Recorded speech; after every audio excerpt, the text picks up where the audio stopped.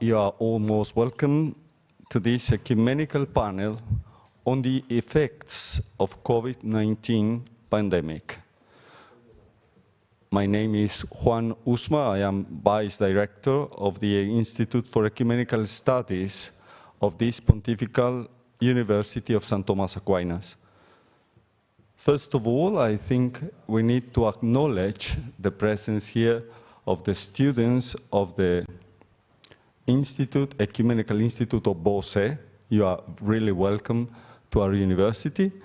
And we are very happy also to say that this is the result of the research program crisis, which is a program of interdisciplinary effort between the Institute of Ecumenical Studies and the Faculty of Social Sciences.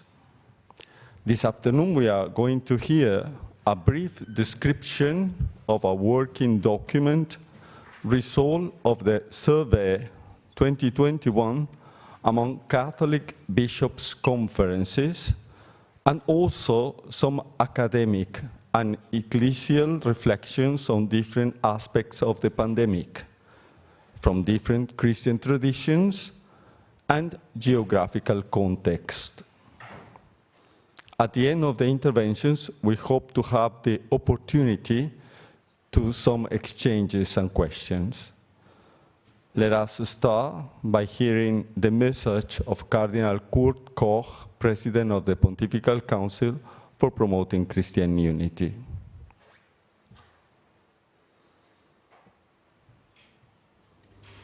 Your Excellencies, Reverend Father Johann Sauka, esteemed professors, dear students of the Ecumenical Institute of Bossey and of the Angelicum.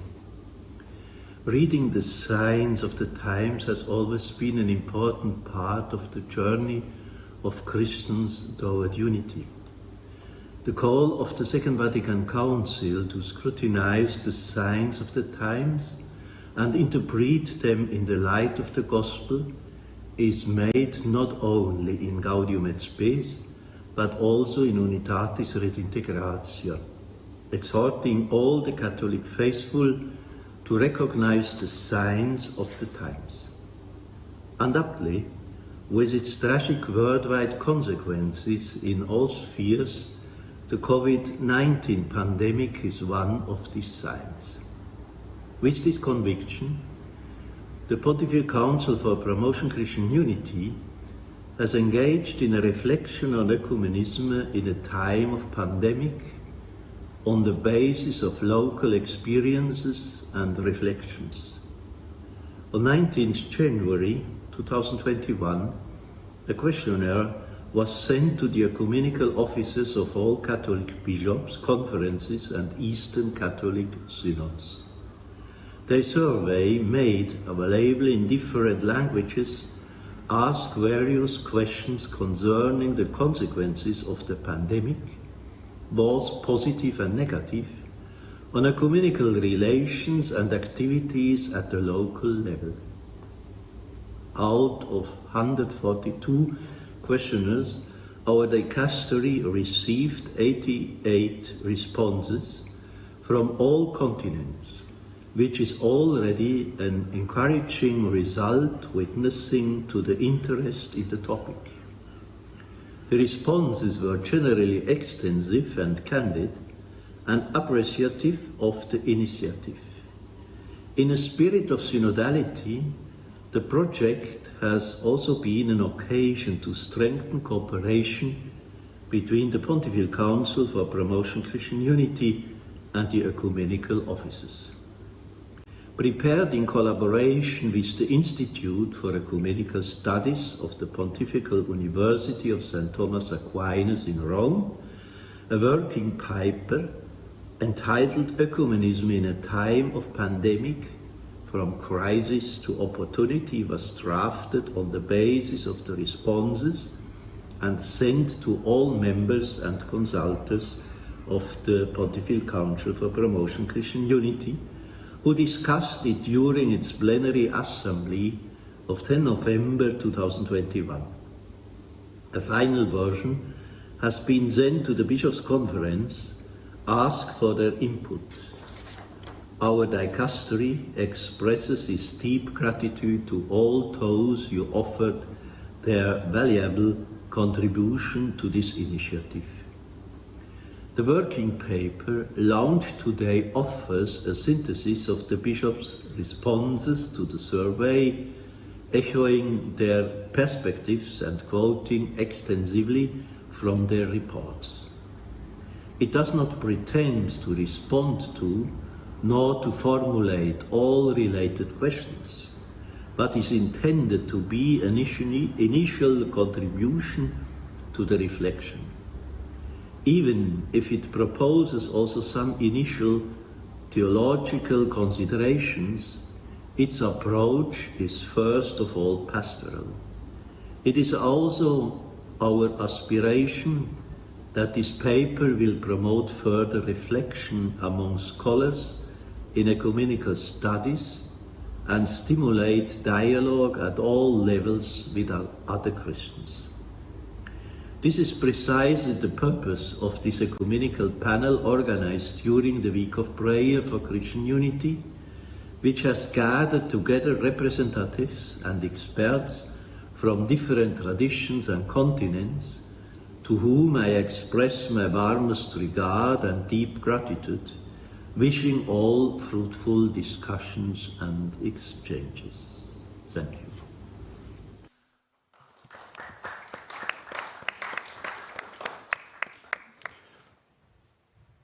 The Secretary of the Pontifical Council for Promoting Christian Unity is our next speaker. Bishop Brian Farrell is from Ireland, and he will further illustrate us about the working document Ecumenism in a Time of Pandemic, from a Crisis to Opportunity. Bishop Farrell. Good evening, good day, Excellencies, dear professors and students of the Angelicum. Special greeting also to Father Sauka and to the students of the Ecumenical Institute of Bossey. So Cardinal Koch has described briefly the drafting process of this working document. I will focus therefore on the structures and some of the findings of the survey. So this is a synthesis of the synthesis of the responses from the bishops' conferences to the questionnaire sent out by the Pontifical Council for Promoting Christian Unity. So first, the document has 3 sections. The first section reports on the opportunities offered by the pandemic to strengthen ecumenical relations between Christians. The second focuses on the negative impact of the COVID crisis on ecumenism. And the third section identifies ecumenical questions challenging all Christians, as well as specific challenges faced by the ecumenical movement itself during the pandemic and in a post-pandemic world. So, regarding the first section, it's clear that the pandemic has had a paradoxical impact on ecumenism. Although it has impeded many contacts, dialogues, projects, it has also been an opportunity to promote deeper relations and even to explore new forms of fellowship between divided Christians. So I'll make 3 points here. A first ecumenical outcome of the pandemic is a deeper, wider awareness of being one Christian family, an awareness rooted in the experience of our common destiny as a human family and our shared vulnerability, the same boat, the same dangers. Christians have been more attentive to one another, looking at each other in a fresh way, considering not only how other Christians were reacting to the pandemic, but also seeing them as who they are as Christians. To give an example, many reports noted that the fact that many church activities were held in streaming and were watched by Christians in different communities helped them understand each other better and brought new interest to the ecumenical quest. The pandemic has also offered new opportunities for shared initiatives. New forms of spiritual ecumenism have been explored, and new forms of solidarity and collaboration between communities have been found, especially at the local level. From the responses of the bishops' conferences to the survey, we hear, for example, about joint programs addressing specific COVID-19 challenges, such as domestic violence, migrants, the elderly, students, loneliness, children with HIV, racial inequalities. A third ecumenical outcome of the pandemic is closely linked with the acceleration of the process of worldwide digitalization, something that impacts every aspect of life. While most responses note the limitations of digitalization in the context of church life, many reports also observe the positive consequences of the emergence of the digital age. New ecumenical contacts, increasing participation in ecumenical initiatives, and better knowledge about other churches. Some bishops note that the week of prayer for Christian unity has never been so well attended as it was last year. The second section of the three that I will mention shows that, on the other hand, the crisis has also brought to light, rather than generated, it has not been the cause of it, but it has brought to light already existing ecumenical challenges. It evidenced anew theological divergences regarding, for example, the celebration of sacraments and the different understanding of sacred space in relation to worship. It also highlighted differences in interpreting the pandemic. Is it a call to responsibility? Is it a punishment from God? And it also showed up different attitudes to public health restrictions and to the role of science. The third section focuses on common future challenges coming out of the pandemic.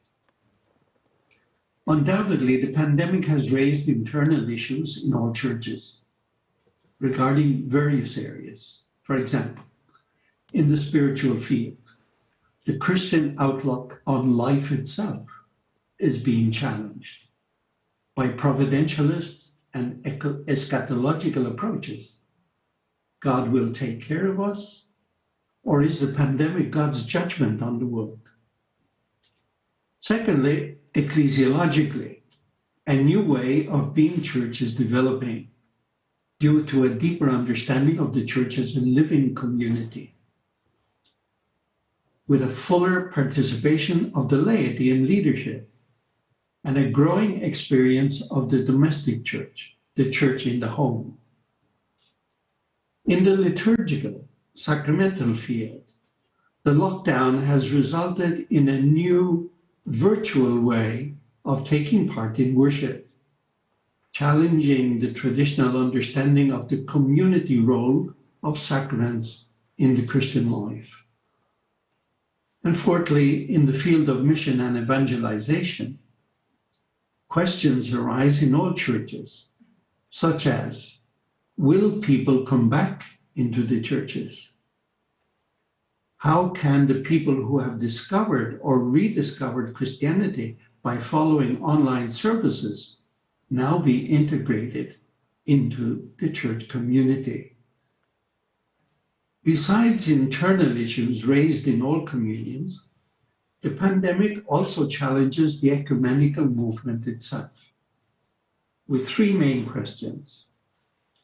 First, the use of social media in the ecumenical movement. the medium of communication impacts the forms and understandings of koinonia. Secondly, new forms of ecumenical fellowship. Just as the sense of belonging, being in communion, has been challenged, so has the concept of the communion of the churches among themselves. And thirdly, the pandemic has revealed the emergence of new ecumenical actors, but has also shown the fragility of existing ecumenical structures. As Cardinal Koch noted, one of the purposes of this working paper is to stimulate further reflection among ecumenical scholars, and also to allow dialogue at all levels between Christians. So really, we look forward very much to hearing the reflections of the participants in this ecumenical panel. This was a simple introduction, a synthesis of the synthesis. It is now time to think and to express. Thank you.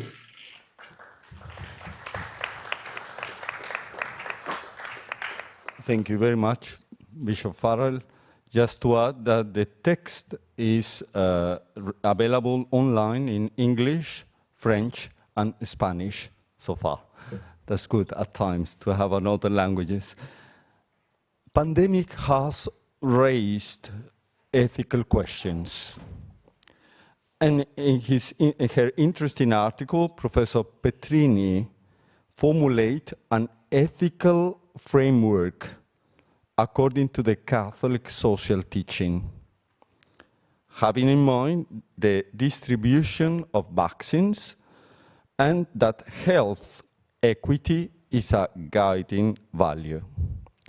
Professor Petrini, born in this eternal city, I think we can describe as the only Roman Catholic woman in this place, and could therefore, I think we thank you very much for being with us in presence. The floor is yours. Thank you, Father. Thank you very much. Thank you. I'm grateful to be here, and I will just give you, I think, a very brief synthesis of the article that it was a pleasure to contribute to the project, so I'm very grateful for having been invited to do so. As Father said, the title of my contribution was COVID-19 Vaccine Distribution and Catholic Social Teaching, so my focus is on Catholic social teaching as an opportunity to find some basic principle for an ethical framework. And at the core of my reflection is the assumption that the distribution of vaccines in response to the COVID-19 pandemic calls for the application of many core principles of Catholic social teaching, in fact, at the organizational and operational level. And as reiterated by the Vatican COVID-19 Commission, these core principles touch upon the entire life cycle of the vaccines, which we believe are essential to bring about a global and regenerative healing. This is how the COVID-19 Commission defined it. In particular, I focus on the final phase of distribution by attempting to highlight some of the basic principles from Catholic social teaching that can help develop an ethical framework for guiding the distribution of the vaccines. And this reflection of mine unfolds around two essential aspects that I would like to underline. The first is of ethical nature, and is that health is a necessary condition for people to participate in social life, of which, according to Catholic social teaching, they are both subjects and ends. If human life is grounded in three fundamental and closely connected relationships, with God, with our neighbor, and with the earth, human health affects all three. And the second aspect is more of economic nature, and is that health is a public good as defined by the criteria of non-divisibility and non-excludability from an economic point of view. And among public goods, a special category has been defined has been identified with global public goods, the so-called global public goods. And these are defined by those final or intermediate outcomes or products that cover universal public needs or tend towards universality, in the sense that they benefit all countries, all populations, ethnic groups and generations, present and future. So researchers have argued that although health has both public and private properties, obviously, globalization may be shifting the balance of health to a global public good. Because international travel and trade, if you think about rising migration and information flows, have facilitated occasions for the cross-border transmission of disease and the global transfer of behavioral and environmental health risks. And the emergence of the new coronavirus, of the novel coronavirus, has proved the global vulnerability of human beings to new zoonotic health threats. Hence, the surveillance of infectious diseases also represents in itself a global public good. Global public goods in general raise two main issues related to prioritizing resource allocation from an economic point of view and making them accessible to all population groups. And since public health is an integral element of the common good, Catholic social teaching, I believe, can offer rich criteria to respond to both issues, prioritization and access, and provide an ethical framework for decision-making and further policy debate. With specific reference to vaccine distribution, I try to point out 5 principles that, according to me, are of particular relevance in this perspective. So the first is certainly the defense of life. Physical life, although it does not itself contain the whole of the person value, nor represent the supreme good of the person, certainly constitutes a fundamental value, because it is upon physical life that all the other values are based and developed. So vaccines against COVID-19 could be counted among those goods for which a universal destination is expected and called forth in defense of these principles.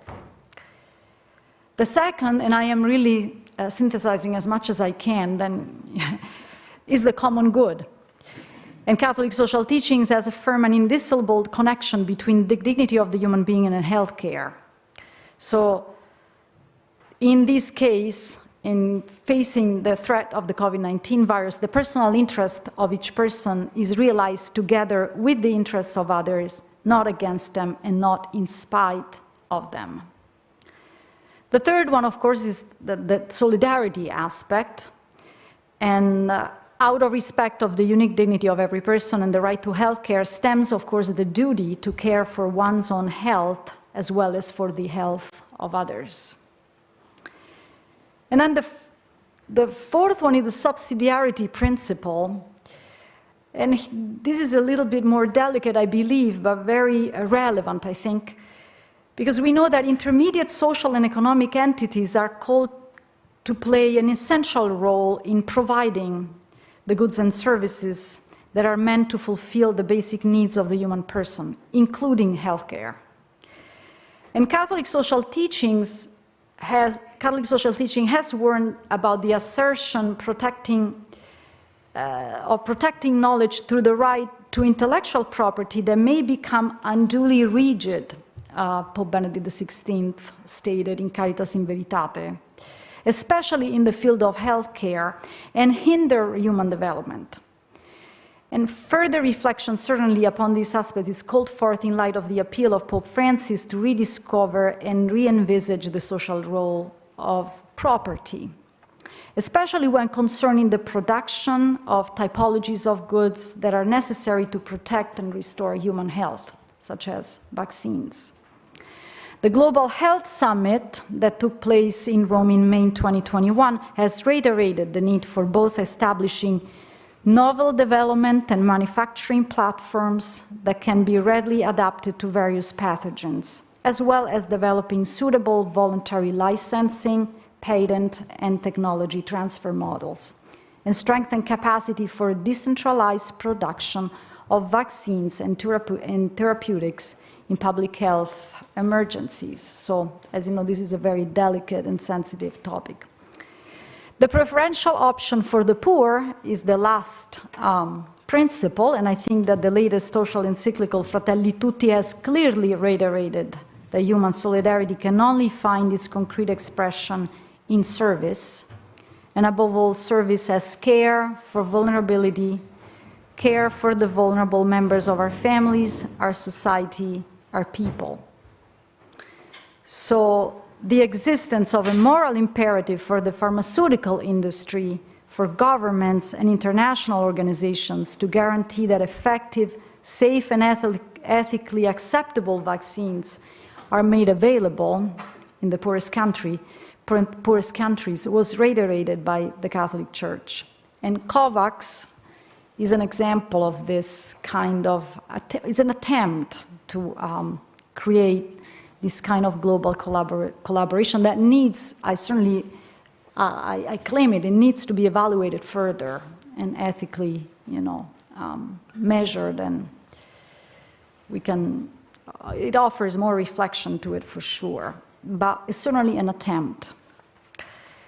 So, and I'm concluding really, Catholic social teaching has reaffirmed that the pursuit of global public goods, including vaccine distribution, from my perspective, must be organized in a subsidiary way, but also that a political, juridical, and economic order is necessary to increase and give direction to international cooperation for the development of people in solidarity.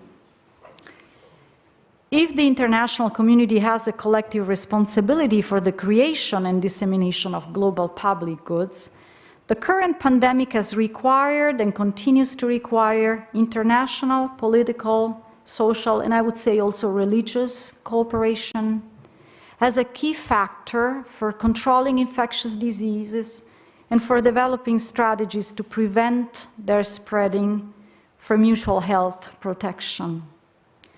Equitable and extended vaccine distribution must be considered a critical part of those strategies. As restated in the latest social encyclical, Fratelli Tutti, the common good rooted in the dignity of the human person can only be pursued by a shared commitment to protect the lives of other people by rediscovering common horizons that unite us. And above all, by taking responsibility for the fragility of others as a common project.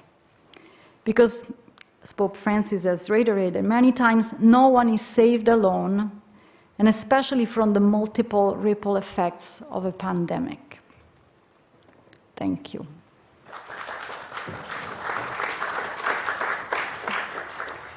Thank you very much, Sister Raffaella.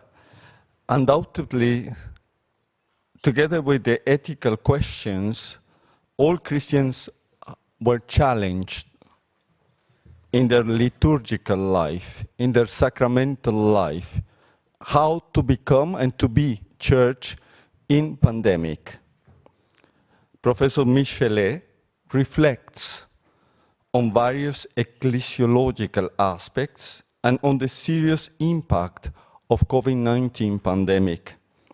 Professor Michelet is a French Dominican and is professor of the Faculty of Theology of Angelicum.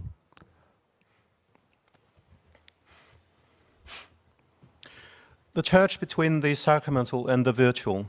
What lessons can we learn from the COVID-19 pandemic and lockdown?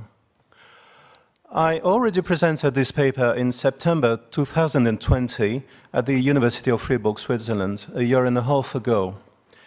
And when I proposed the title, almost 2 years ago, the organizer asked me if I really thought this topic would be relevant by then. Imagine.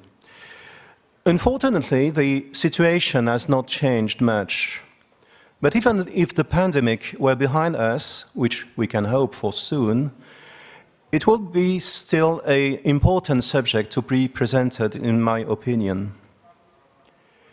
Before the pandemic, some were enthusiastic about a virtual church. With the internet, a virtual church which would no longer have the limit of space and geographical proximity, and no longer need to take root in a certain place. But with lockdown and social distancing, many have rediscovered our need for closeness. They lacked a physical presence. Is this just a psychological, emotional need, or is this a theological necessity? Not all church activities are affected in the same way. Care for the poor usually cannot be done at distance. The diaconia implies a physical presence. If you receive a virtual food, you still starve. For kerygma, teaching at distance can work, and this is what we are doing now. So an intellectual food, virtual, is nice. But it's more difficult for children. Now, for liturgia, the activity of sanctification, the question is more complex. Can we really celebrate sacraments at distance? Well, the water for baptism, not really. Sorry about that. Is an online celebration still sacramental? Is this a real place of transmission of grace? And this is a distinct question. And if not, are we deprived of all graces? And what about the real presence in the Eucharist, by the way? Is that physical or virtual? Neither. Sacramental presence is of another kind. Actually, it's not the first time the Church had to deal with epidemics, with the risk of contagion. The Church had already found pastoral solutions in the past for that. And it's good to re-examine them. I will not do it today. I will just mention my paper for a conference of 20 minutes. I cannot say everything here. Likewise, it's not the first time that the Church has allowed Mass to be celebrated on television. The first took at Christmas, 1948, for all the world. This was the first in Paris, Cathedral Notre Dame of Paris, with the Dominicans behind the camera. But soon after, in the 1950s, the Jesuit theologian Karl Rahner said he was opposed in the name of the discipline of the arcane. Again, it's good today to re-examine his arguments. The question, in fact, is not only ecumenical, it also divides the Catholic Church. And this division is very old. It goes back to the debates between Franciscans and Dominicans in the Middle Ages on the causality at work in the sacrament. In reality, the Protestants usually simply maintain a line which was already that of the Franciscans, and which can even claim the authority of St. Augustine. Being a Platonist, St. Augustine had great difficulty in accepting that the flesh could really convey grace. He affirmed, for sure, that the sacrament have a salvific action, but in reality, the causality at work for him consists rather in what we call an occasional causality. Man performs the rite, and on this occasion, God gives his grace. The cause is not man, and it's not the rite, but God alone, solus Deus. And it is also a moral causality. Man prays, he expresses faith by the rite, the faith of the Church, and his own faith altogether. And God answers his faith, but faith alone saves him. Sola fide. For his part, Aquinas maintains a line of the Greek fathers. The humanity of Christ is the instrument of the divinity, the organon. The organon, a joint instrument like my hand for my body, joint instrument. Likewise, the minister of the church is only a minister that is an instrument of God, but a separate instrument, like a pencil for my hand. Instrumental causality.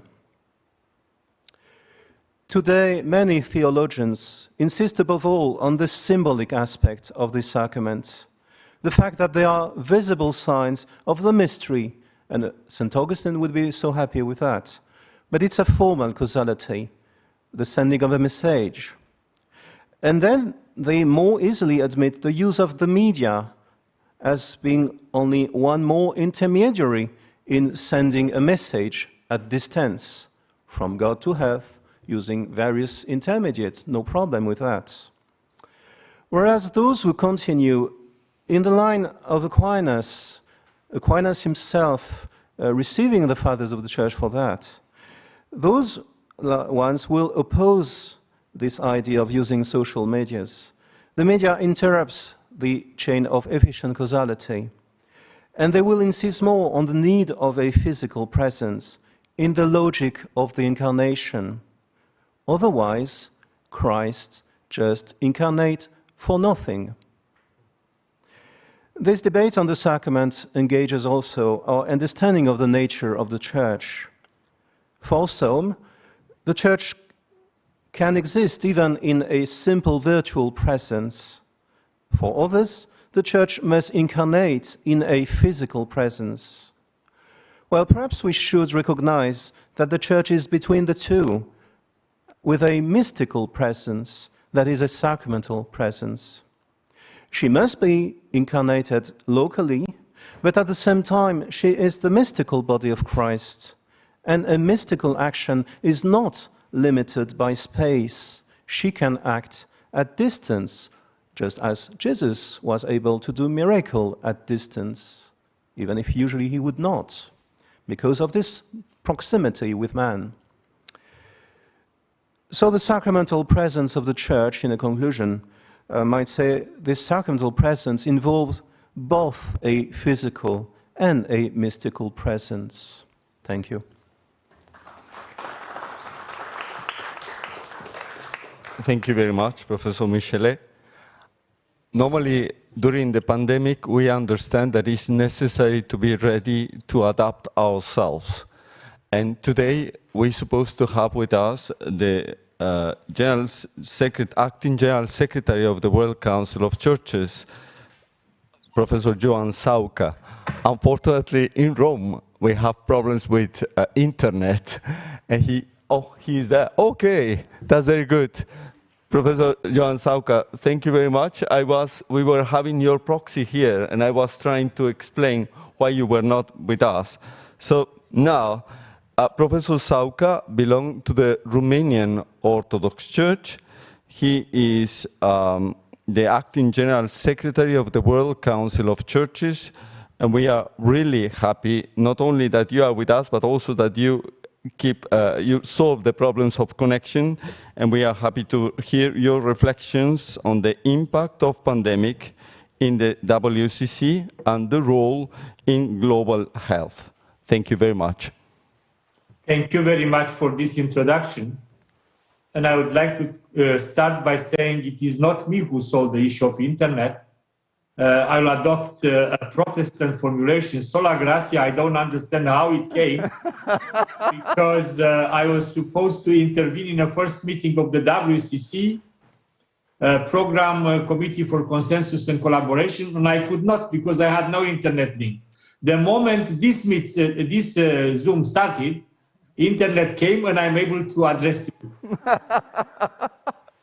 So, Eminences, Excellencies, Your Graces, dear students, it is my privilege to address you and to participate with you in reflecting on the role of religion in addressing the coronavirus pandemic and global health, and for my part, to broach this topic taught the recent experience of the World Council of Churches. Now, let me pose some questions. How has the WCC responded to the pandemic? Given our experience at the WCC, what role can we play with each other across religious lines and with governments and civil society in addressing the pandemic? And the third question, what promising insights have emerged that can foster deeper engagement and more effective multilateral action by the World Council of Churches and faith-based groups and their partners? Now, as I start sharing with you, I'd like to say that most of the challenges that you have mentioned have been felt at the WCC as well. In the 2 years since the pandemic started, the World Council of Churches has, while mostly working remotely, reoriented its work to equip the world's churches to address the healthcare and pastoral challenges posed by the pandemic and to minister in the presence of illness, death, and enormous disruption. Since churches at the WCC are historically heavily identified with health and healing, a ministry support team made up by colleagues who are specialized in health issues was assembled to field the many pastoral questions and concerns that have arisen in local and regional settings. This service quickly became a ready and much used resource for churches, pastors, and individuals around the world. Given that staff travel and conferences were suddenly out of the question, much of the effectiveness of the WCC in this period stemmed from its rapid development of communications that could share stories from the wider fellowship, report on COVID-related initiatives, and highlight good practices among churches. They have brought to light concrete examples of how faith communities are and can be adapted. Digital innovations have also enabled the WCC many programs to work together virtually with their key constituencies. Now I come to liturgical life. Online prayers have become deep spiritual moments of bringing people together with large participation from different parts of the world. And now as I looked at the screen, I see that most of you have experience with the World Council of Churches. You know that every Monday we have a morning prayer with the staff community. You had 20, 30 people present. Now, on Zoom prayer, Monday morning prayers, we have 100, 150 present, with preachers from other parts of the world, with people intervening in prayers and praying from other regions of the world. So we may have blamed the new technology of communication, but this challenge proved to be a blessing and strengthening the church and our prayer together. A number of important publications have been produced also, focusing particularly on equipping the fellowship to respond to the challenges brought by the COVID-19 pandemic. And I mentioned some of them. An ecumenical global health COVID-19 response framework laid out parameters of care. A joint statement on serving a wounded world in interreligious solidarity, a Christian call to reflection and action during COVID-19 and beyond, was issued with the Pontifical Council for Interreligious Dialogue. And Health and Healing and the Word, 8 Bible studies for the pandemic era, invited Christians to wrestle with their fear, grief, and uncertainty from within a biblical perspective. A signal publication last year was Voices of Lament, Hope and Courage, a week of prayer in the time of the COVID-19 pandemic, which was designed as a resource for use in prayer groups, congregational services, personal prayer, and in the pastoral accompaniment of those directly affected by the pandemic. In short, despite the formidable challenges that the pandemic has posed to the WCC, its effectiveness as a convener of the worldwide fellowship of churches, as a catalyst for public witness, and as a community working in solidarity for justice and peace, has in many respects actually been enhanced. A year ago, the WCC appointed 9 church leaders to join the 300 other vaccine champions, mobilized by UNICEF to raise awareness of the benefits of vaccination, to counter misinformation, and to nurture trust in the vaccination programs. The WCC, through its executive committee, has strongly condemned the global injustice and inequities emergent in the pandemic. It has called on governments, agencies, religious leaders, boards and leaders of corporations with ownership of patents and materials to exercise leadership and act together urgently to ensure broad, rapid, equitable, and affordable distribution of therapeutics and vaccines worldwide to overcome this failure and to right this wrong. Conclusion. Has the pandemic revealed any promising elements for our work together? Yes, the learning from this pandemic has been of our shared vulnerability and shared fate as one humanity.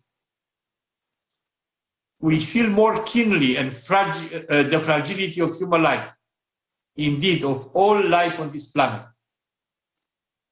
We all are more consciously about the value of the connections we share with each other in family and community, nation, and the world.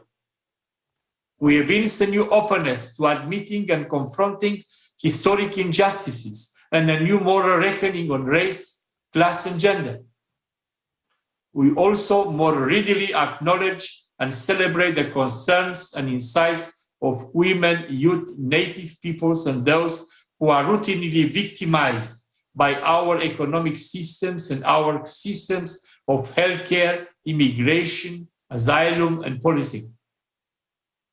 In such ways, perhaps the pandemic will see the new readiness for real social change and commitment to our one humanity in this one world. Let us build on that. And I go out even more, out of the Christian communities to the whole world, is one human family. And you know, in the WCC, we have relations with others as well on witnessing to common values. Faith-based organizations, whether Christian, Muslims, Jewish, or other, are uniquely positioned for practical local engagement with issues of healthcare and other local issues, while the formidable healthcare assets of religious groups make them credible advocates with governments and others for vaccine justice and enhanced healthcare infrastructure. For that, I believe we need a calm, reassuring faith in humanity, a realistic hope for the future, and a steadfast love that is active and all-inclusive. In partnership with all Christians and with all people of goodwill, we in the fellowship of churches from all over the world hope to contribute to that vital endeavor. Thank you very much.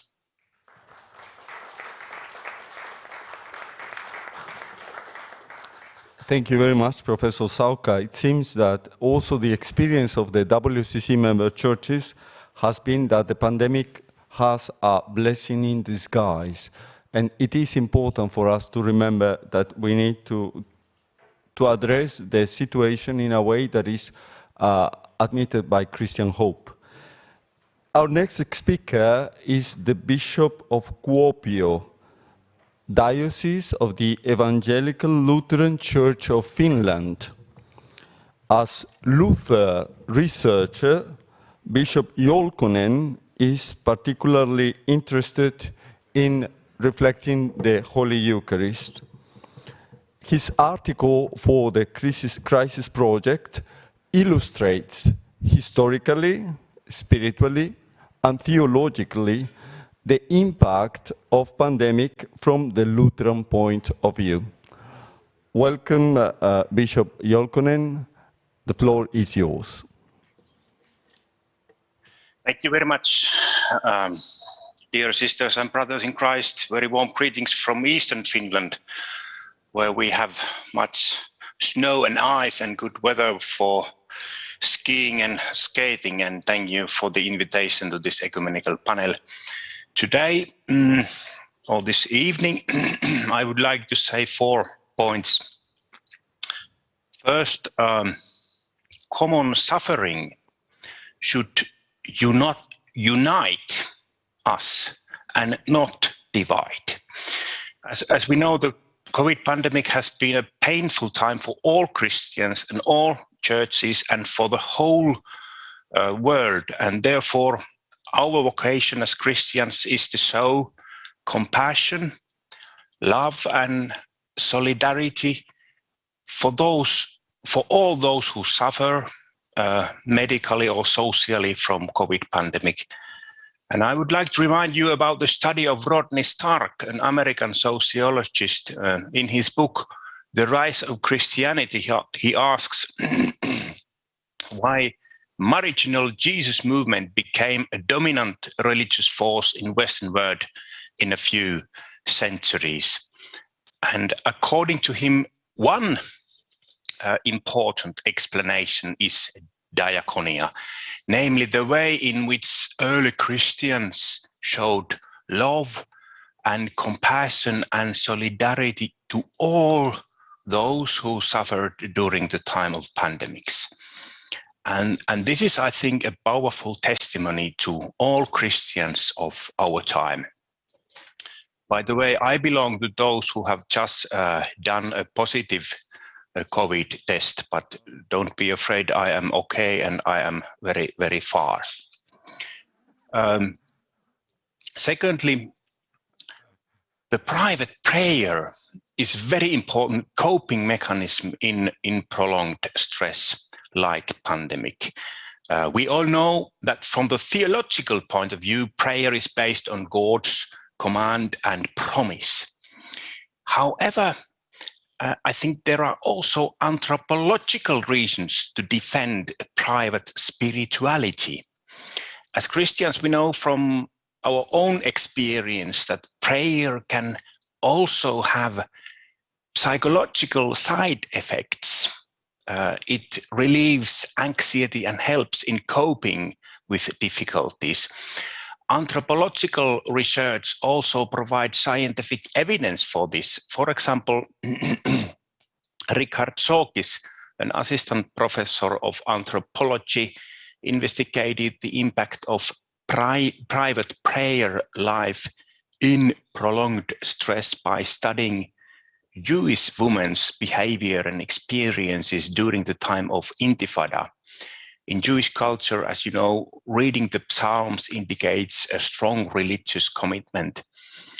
And the results of these Psalms for safety studies are evident. Those women who prayed regularly by reading or singing the Psalms also felt safer and coped with prolonged stress better than their non-religious neighbors.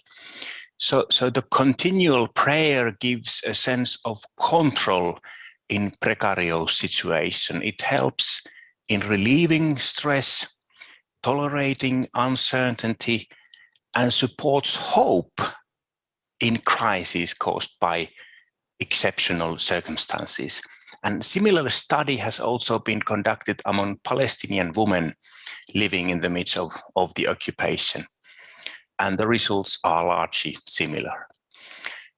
Our problem in Western or Nordic countries is that there are less and less people who know how to pray and practice spiritually on the regular basis. Third, the pandemic is a huge ecclesiological challenge for all Christians communities.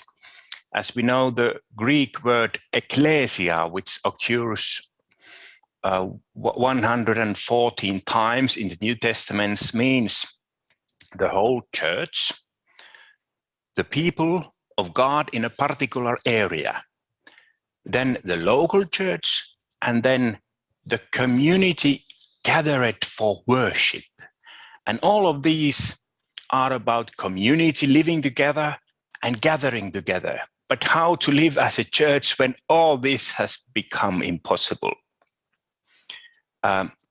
Christ has instituted the Holy Eucharist by saying, do this into remembrance of me. And that is why we, as Lutheran bishops, wanted to carry on celebrating the Holy Eucharist, but of course only in a very small groups with maybe 5 church workers.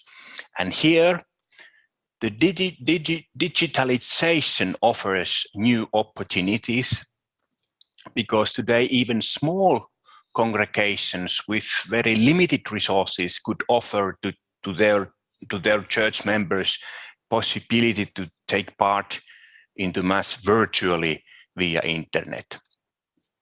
In some statements, it was suggested that at home, a parishioner attending the Mass via computer or mobile phone could assume bread and wine at his or her own sofa while following a priest in the church space consecrating the Holy Communion.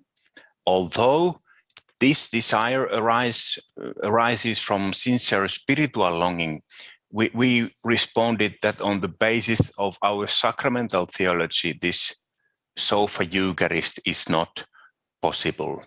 According to our understanding, the sacraments always requires the presence of an ordained priest and a congregation in a specific time and specific place. Consuming bread and wine celebrated virtually and as a parallel event on the home sofa would lead to absurdities if you start to think about baptism and confirmation and ordination and other services. However, this is important. We must remember that Christ has many ways to come to us. Martin Luther's idea of the sacramental nature of God's word reminds us that the word of God in read and preach form conveys the same Christ and the same grace as the waters of baptism or the Eucharistic bread. So it's not the matter of battle, word against sacrament, but of their unity. Both are instruments of God's grace and both convey the same Christ and the same grace. So the verbum audibile graciously touches my heart or the human soul, and verbum visibile, or the element contained in the sacrament, graciously touches the human body. And this theology of the word of God opens great opportunities to our missionary work and new evangelization. Therefore, it is my prayer that this digi-jump of so many Christian communities could serve both our church members and the new evangelization of the West. Let's make it tringle jump, not only one long jump. Thank you very much.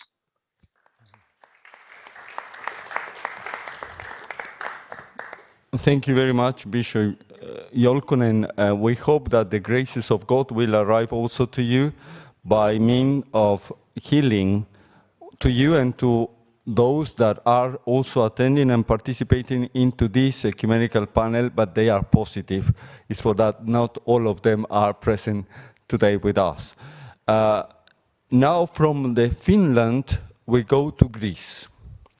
Professor Petros Vassiliades is a biblical scholar and honorary president of the Center of Ecumenical, Missiological, and Environmental Studies. He is emeritus professor at the Aristotle University of Thessaloniki, and he will speak to us about an initiative of the SEMES and its initial conclusions. Professor Basiliades, welcome. I am extremely honored to be invited to this ecumenical panel and be among so eminent speakers, some of them very dear friends of mine since the last other ecumenical meetings, previous ecumenical meetings, to speak about my Orthodox Church, representing, as you said, the Center of Ecumenical, Missiological, and Environmental Studies, which is in an official educational agreement with the hosting institute Angelicum. The Orthodox Church, as most Christian churches, was found unprepared at the beginning to effectively meet the COVID-19 pandemic. That is why one of the initiatives taken by my foundation, SEMES, 2 weeks after the outbreak of the coronavirus pandemic, was to organize a week-long, early in April 2020, international theological webinar seminar on religious communities and church in a period of pandemic, which produced this book with the proceedings. In general, the most serious debate among the Orthodox was about the profound meaning of the Church's sacrament par excellence, the Eucharist, especially about the way the Holy Communion was to be transmitted to the laity, with a common communion spoon, lavis, the original term, or the way it is done among the clergy.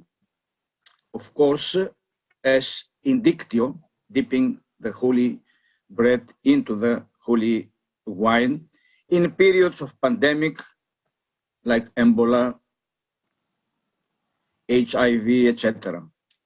Most of us have supported the latter, expecting a liturgical, ecumenical, and ecclesiological renewal that will ultimately reduce the existing gap between clergy and laity.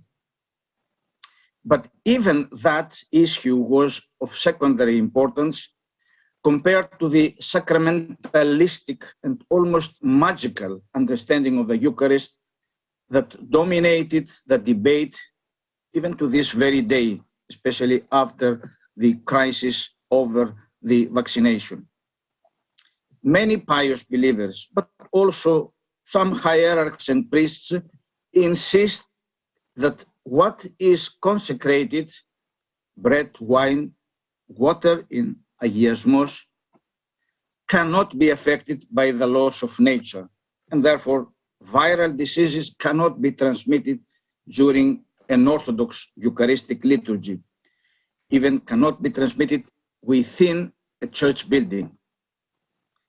The seminar brought together nearly 200 scholars and clergy from 15 countries from all 5 continents all over the world, and covered almost all areas of the theological discipline: biblical, liturgical, historical, theological, ecclesiological, ecumenical, even interfaith, missiological, and pastoral.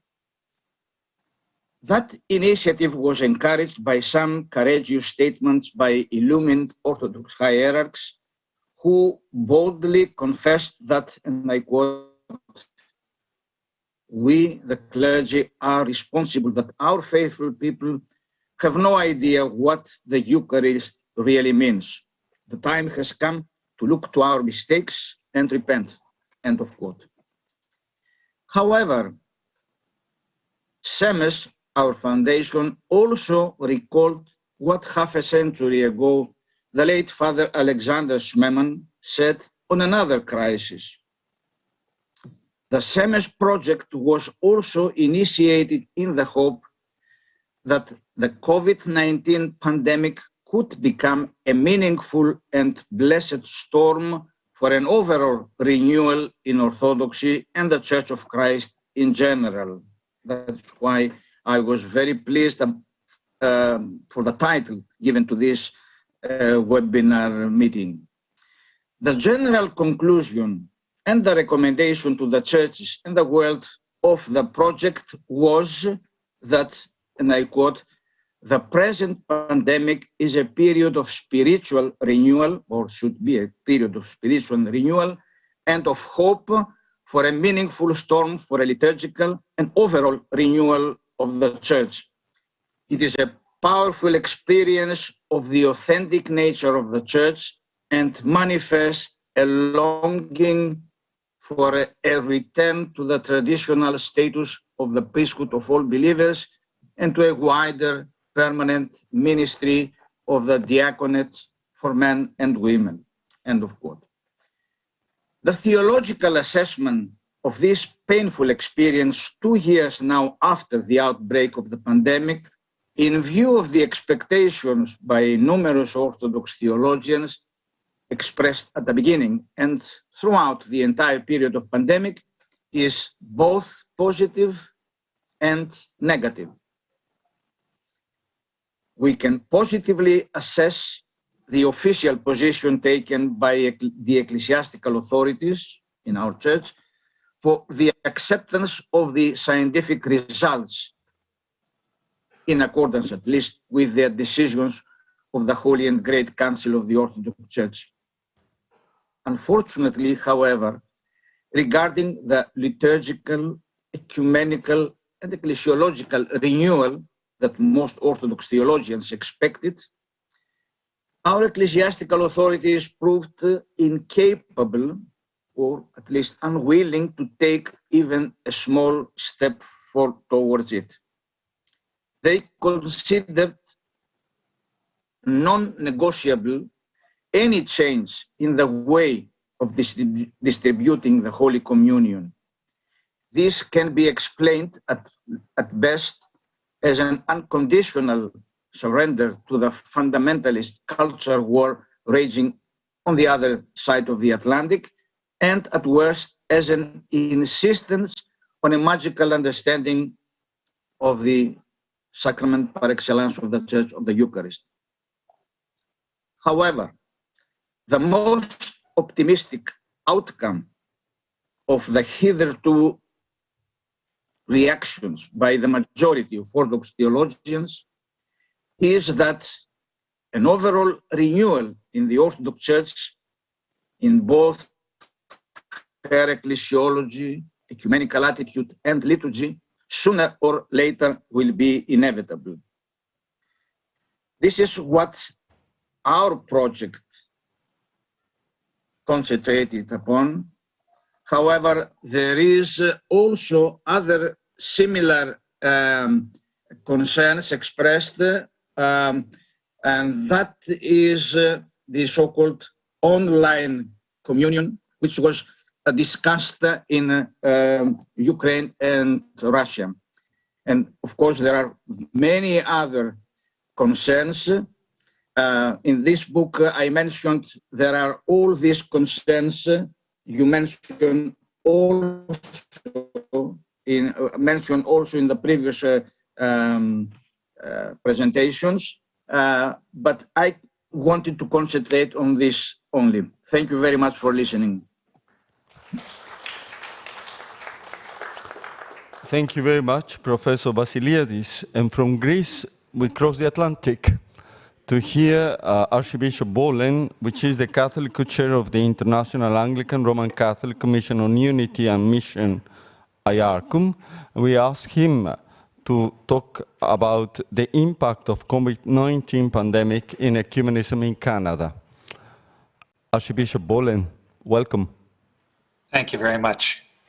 As at least one of the previous speakers noted, I also come from a cold land where it was minus 30 degrees with 80-kilometer-an-hour winds this morning. So very good to be with you in this warm climate. Like most of the world, Canada entered the pandemic lockdown in March of 2020 with very little preparation or understanding of the impact this would have on us and on our religious communities. Canada is a country that has struggled with unity through much of its history. We don't have a single dominant religious establishment. But a positive aspect of that is that ecumenical cooperation has been commonplace for much of our history. Crises do have the possibility of drawing Christian churches together, and we have seen something of that during this pandemic. In the words of Bishop Jokinen, taking up the challenge of suffering, uniting us. During the first lockdown, it swiftly became apparent that the government and the local health authorities did not take into consideration the needs of faith communities or the challenges we faced. We were left out of initial directives, which created considerable confusion. Faith communities reached out to the provincial government to emphasize the importance of community, both in the wider society and in our worship.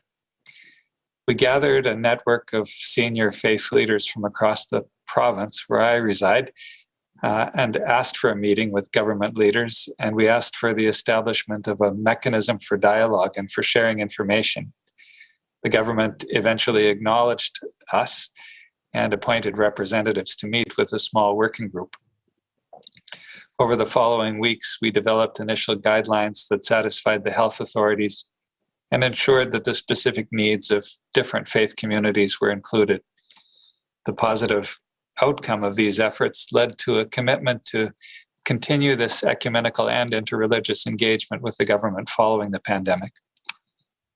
In this work, new alliances and friendships have formed. Groups who have not been a part of ecumenical structures have been willing to take part. There's been an openness to a council of faith leaders in this province being formed, which would meet every 6 months with government representatives. We'll see whether it emerges, but there is an energy towards it and the experience of working together at a difficult time, which provides a confidence that wasn't there before. I just mentioned briefly something of the mixed development of the use of internet and online meetings. I won't address the topic of church services online because it's a complex network of subjects there. There have been some good new initiatives as a result of the use of new technology. For instance, we had a stewardship project underway prior to the pandemic with ecumenical involvement. But as we pivoted to online gatherings, we offered a series of 1-hour seminars for parish and congregational leaders. And after 2 years now, the team is preparing its 5th series of seminars, this time on moving from maintenance to mission. And each series has been oversubscribed. People are ready to learn and engage in that way. Because during the week of prayer for Christian unity, which we are now embarking on again, we are not able to gather in person. We formed a team to offer 8 days of Bible study. And again, over 250 people are signed on to these, led by pastors from congregations of 8 different church traditions. Studies of ecumenical documents and dialogues have occurred online with participants from across Canada. Canadians have had the opportunity to join in studies in other parts of the world, including the Angelicum, including the Anglican Center in Rome. In the past, such events would have been of marginal interest due to distance, but have now become actively promoted in local ecumenical networks. On a national level, we've had some positive developments. Canada doesn't have a national gathering for ecumenical officers, but a fledgling group has been meeting sporadically in Ontario, and in Western Canada, there is a stable group which meets regularly. During the first lockdown, this Western group began to meet by video conference instead of twice a year. They began to meet monthly, and then they invited ecumenical officers from across the country to join them. So that has worked very well. The group hosted a seminar last February for Canada's bishops on the Ecumenical Vademecum, and Father Tony Kerr from the Pontifical Council for Promoting Christian Unity was a keynote speaker. something which wouldn't have been possible in person. On a national level, the network of dialogues in this country has been deeply impacted. Canadian ecumenical dialogues have a couple of them have completed their mandates through online discussion and use of video and email. The broader impact of the pandemic on our national ecumenical dialogues remains to be seen. Many of the churches in the country are experiencing financial crises, as they are all over the world. Going forward, we ask, can we maintain our commitment to dialogues? Can we draw on both virtual and in-person meetings in good ways? Can we maintain the positive momentum of working together that the pandemic has provided? In conclusion, obviously, much has been lost over the past 2 years. There are such deep divisions in our society, such polarization. There is a weakening of a sense of community because of the inability to gather in person or being able to gather only in small numbers. So many people have suffered so much. The pandemic has also revealed deep injustices and inequalities in our world. In the great work of rebuilding our communities after the pandemic, the challenge of discerning what aspects of our common life we return to and where we need to make changes looms large.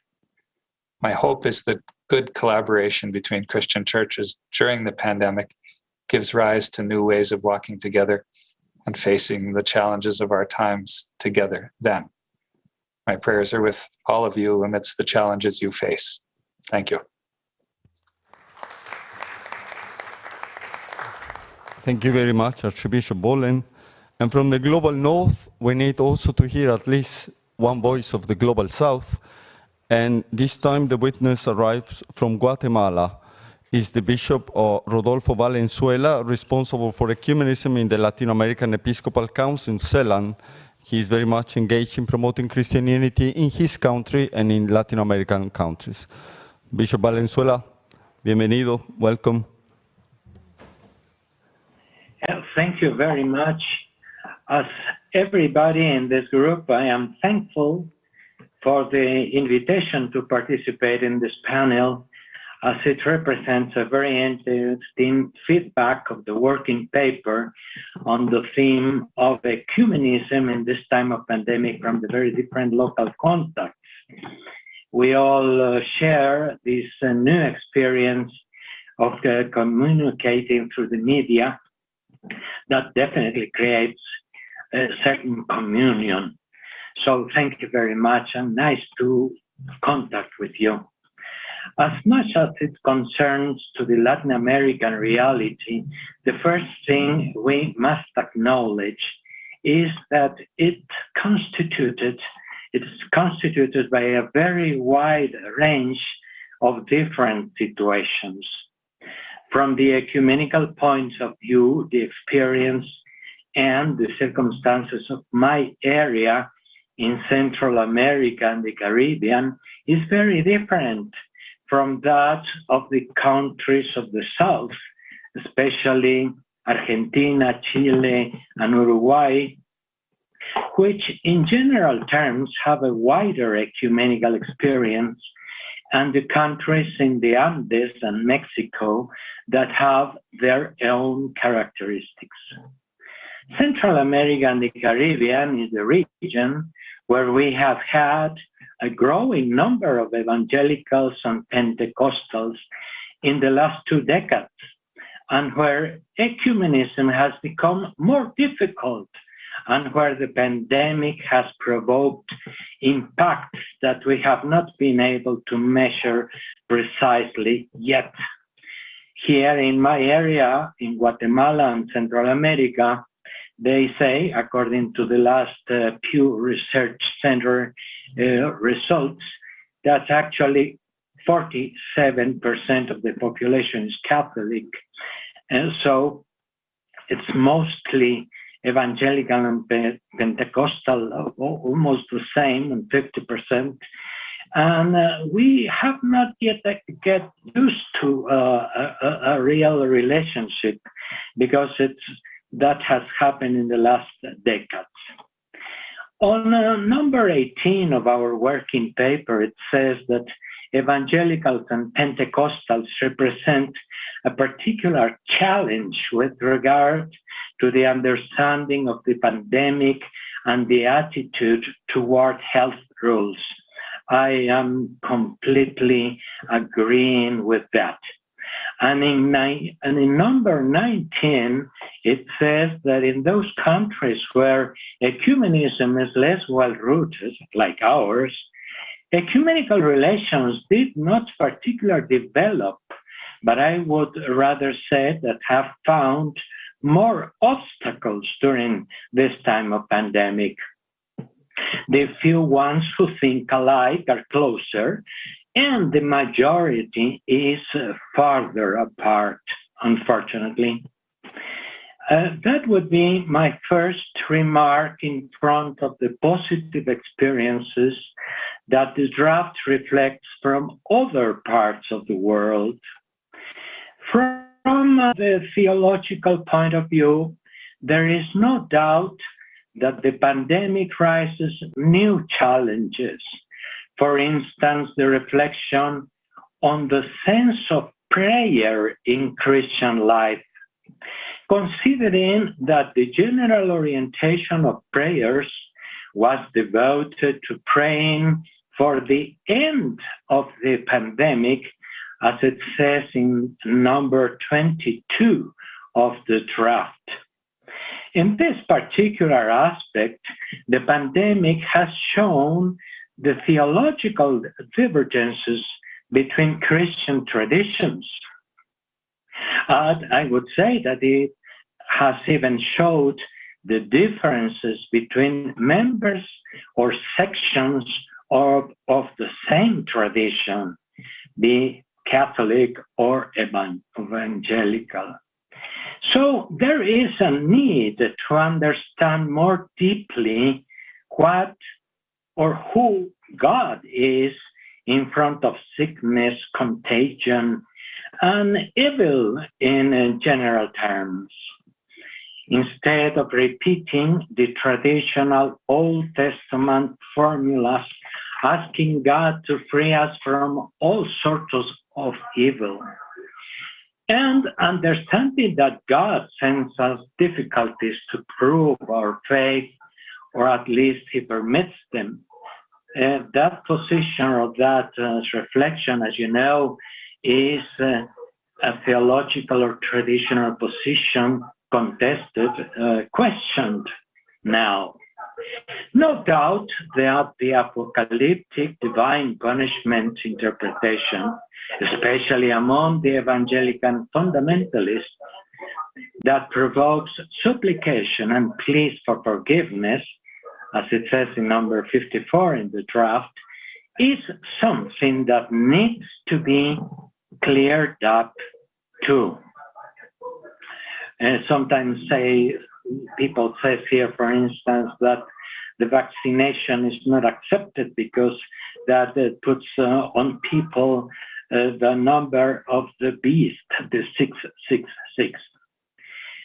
The reaction of health rules many times, because they are not well understood, has been very common, saying that only God heals and helps. Here we can situate the resistance to vaccination. That questions the meaning of faith that we Christians traditionally have. This is one of the points where, as the draft says, serious theological reflection is needed. Another aspect that we can highlight in general terms from Latin America is the generalized use of the media that has been discovered or rediscovered in a new way by the pastoral agents. Even though there is a clear distance between the center and the peripheries, we in our area have not been able to reach the marginalized population, which is the majority and which counts on the people that comes to our celebrations always. So we agree that a distinction should be made between countries and populations which have already entered the digital era and those which have not, as our document states. And I agree that the digitalization carries the risk of superficiality, even among priests and pastors. There have been, on the other side, very many initiatives all over the continent in favor of the sick and the poor. And I would like to underline, as I've said sometimes, that our ecumenism in general terms in Latin America is a practical ecumenism. It's an ecumenism of charity, of solidarity. So in this field, there has been no distinction between Catholics, evangelicals, or Protestants, but everybody helping each other in need because we all suffer the same. This is a constant attitude in times of crisis due to natural disasters that are common in our area and not well attended by the government. There has also been a special care of the sick in the families, considering that the public health services are usually inefficient. And we must admit that the members of the families very many times belong to different denominations. So no doubt that also here from Latin America, even if the ecumenism situation is different, we do accept the challenges that it represents for the future. Thank you very much. I'm so happy to share with you and listen to your experiences. Thank you very much, Bishop Valenzuela. I think all can concur with me that we have food for thought. We were hearing a lot of voices, we were hearing a lot of experiences, and if we will hear, each one of us will have a new experience. We were not able to cover all the world, but we were hearing that voices, and you will see that voices in the survey, in the document, in the working document, and also of the papers of the project Crisis that will be published. Allow me just to acknowledge the presence among us of the Sister Ellen Alford.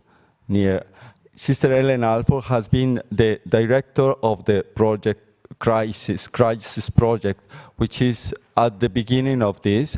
She is actually the dean of the Faculty of the Social Sciences. We are really pleased that you have been with us today. And now I think we have only 5 minutes. I don't know if we have for 2 questions, but very precise questions. You realize that 5 minutes in the virtual world can be 10. So please, who would like to intervene and to have some reflection on the matter that we have just said? 5 minutes we have. Please. The microphone will arrive to you, please. Please stand here. Thank you very much for this occasion. I am Reverend Abel Nemuel Lamido from Nigeria, from the United Methodist Church. I stand to be so grateful for this very occasion. I just want to reflect on what has been said that is somehow very similar in my context. This issue of number 666.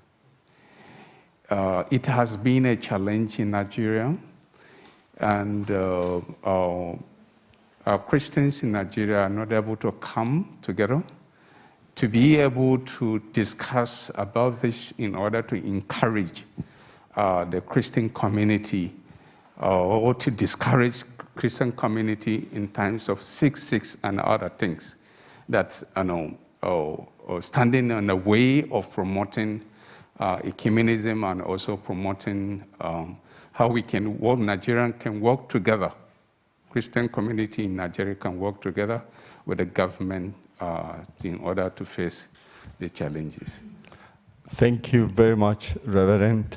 I think it's interesting that from the Global South, there are different elements that can be similar from the Africa and the Latin American perspective. Here, the second one. Please be brief, because... Thank you, your dignitaries. I'm Nanu from India. I want to know that definitely the pandemic really affect this world, not the world, but the churches and its service traditionally. So I want to know, can we go to the normal life again? Because this is the matter also healing the memory. So we already stigmatized by this big pandemic effect. So I want to hear, we can go back to the normal life, or there is any healing memories or any from you? Shall I try to answer? Thank you.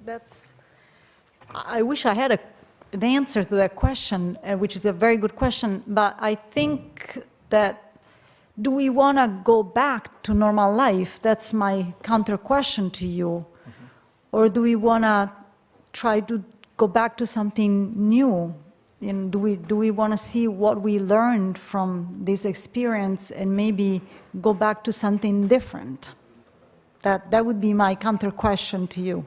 And of course, it's very difficult to give, one solution. But I think it's something that this experience together, even here, could help us, reflect a little bit upon it and maybe further think about it together. I must say that time has concluded. We are 6:30. We need to be really respectful for all those who were part of our panel. I would like to thank you very much, all those who were joining our panel in streaming or in presence. I think we have a lot of questions and a lot of things to reflect about. And it will be the initial, the beginning of a dialogue that needs to continue if we will be Christians, that needs to also have the announcement of the gospel in today's society. Thank you very much to all those who were presenting to us your reflections from different places. Those who are positive, we would like to say we hope that full recovery and speed recovery, and we hope that to see you personally with us. To all of you, thank you very much, and I just remind you that the articles of the Crisis Project will be published in the next months. I just also like to acknowledge here in the room that there are other part of this Crisis Project, Professor Keramidas and Professor Destivel, that were working in the project directly with us. And tomorrow we will have the TR share. We invite you all to be part. I know that Bossey students has another program, but all those who are following us in streaming, tomorrow we will have the Cardinal Francesco Coco Palmerio, who will speak about synodality and Christian unity, a canonical point of view. Thank you very much to everyone, and goodbye.